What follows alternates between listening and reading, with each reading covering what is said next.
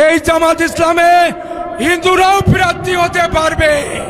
তারুণ্যের প্রথম ভোট দাঁড়িপাল্লার পক্ষে হোক।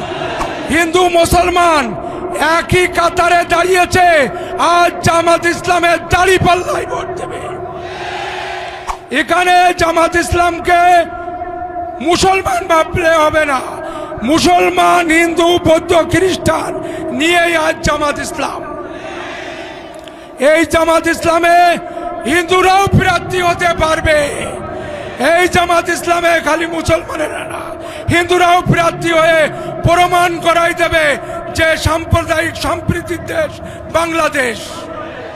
আমাদের প্রথম স্লোগান হবে তারুণ্যের প্রথম ভোট দাঁড়িপাল্লার পক্ষে হোক। খালি এই স্লোগান দিলেই হবে না, পরবিন্দের ভোট দাঁড়িপাল্লার পক্ষে হোক।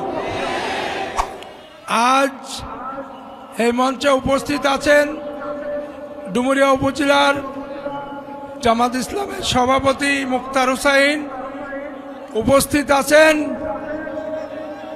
ডাকসুর বিপি সোনার সন্তান সাদিক কায়ুম, উপস্থিত আছেন ডাকসুর জিএস মাজারুল ইসলাম, আর উপস্থিত আছেন আমার খুলনা ৫ আসনের আমাদের নিজস্ব সন্তান, কৃতি সন্তান, সেক্রেটারি জেনারেল অধ্যাপক মিয়া গোলাম পরোয়ার।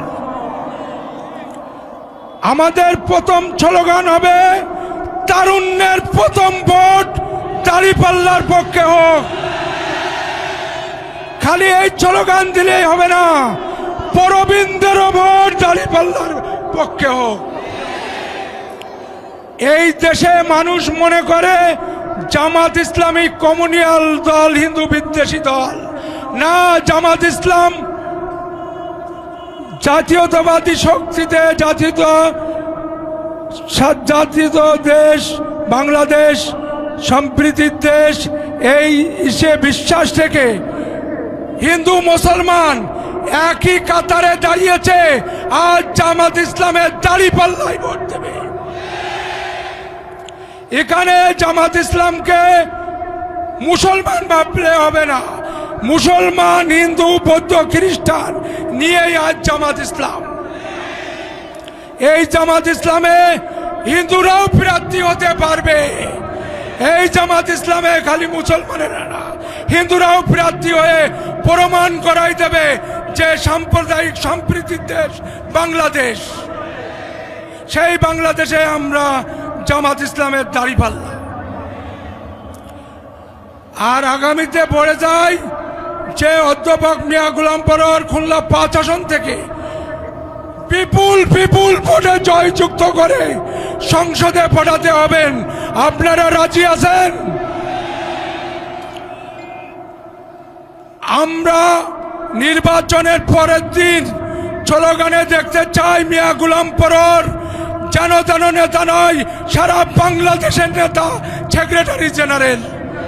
এটা আমাদের ডুমুরিয়াবাসীর বুকের গর্ব। এই বলে আমি আমার কথা শেষ করছি। যেহেতু সময় কম, অনেক কিছু বলার ছিল, বলতে পারলাম না, পরে একদিন বলবো। সবাই ভালো থাকুন, সুন্দর থাকুন, এই কামনা করে শেষ করছি।